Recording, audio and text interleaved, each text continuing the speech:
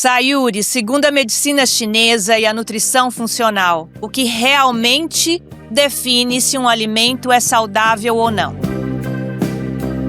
Para a gente poder entender essa coisa de alimento e a função do alimento segundo os princípios da medicina oriental, primeiro a gente tem que entender que o alimento para a gente, para a medicina oriental, ele não é como o alimento no conceito da medicina ocidental. O alimento ele existe por uma função, ele cresce em determinado período do ano para cumprir uma função, ele tem uma característica para cumprir uma função. Então vamos lá, de uma forma muito simples, os alimentos perante a medicina tradicional chinesa, eles podem ser quentes, frios ou neutros. O que é que significa isso? São os alimentos que têm a função de aquecer o corpo, de esfriar o corpo e tem uma função neutra no corpo. Vamos lá explicar isso direitinho. A forma mais fácil de entender isso, na verdade, é quando a gente pensa nas estações do ano. Quando nós estamos no verão, a gente tem um calor intenso. Então, o que a gente consegue colher na natureza são alimentos de energia fria.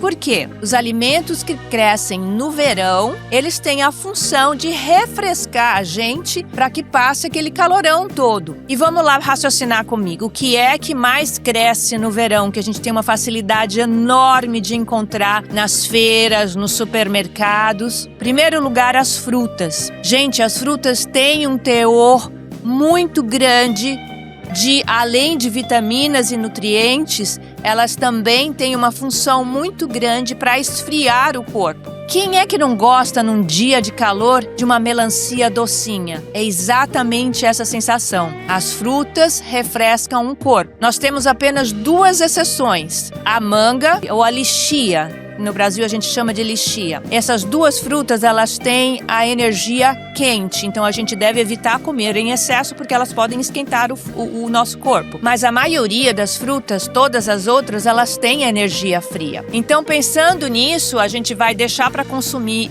muito mais as frutas e uma outra categoria de alimentos que também resfriam o corpo da gente são os vegetais. Quem é que não gosta de uma salada cozida com brócolis, couve-flor, beterraba, chuchu, bem temperadinha no verão? Então é essa a ideia. Os legumes também têm energia fria. Agora vamos para o outro lado. Quais são os alimentos que têm a energia quente? São os alimentos que a gente tem mais facilidade de se encontrar no inverno, porque elas têm a função, esses alimentos têm a função, na verdade, de aquecer o nosso corpo. Então vamos lá, vamos raciocinar comigo de novo. Quais são os alimentos que, quando você come, quando você coloca na sua boca, você sente a sensação de queimação, de ardor, que te faz suar mais, que te esquenta? Primeira coisa que vem normalmente na cabeça da gente são as pimentas. Definitivamente, todas as pimentas, vermelha, preta, branca, essas pimentas têm a função de aquecer o corpo, mas não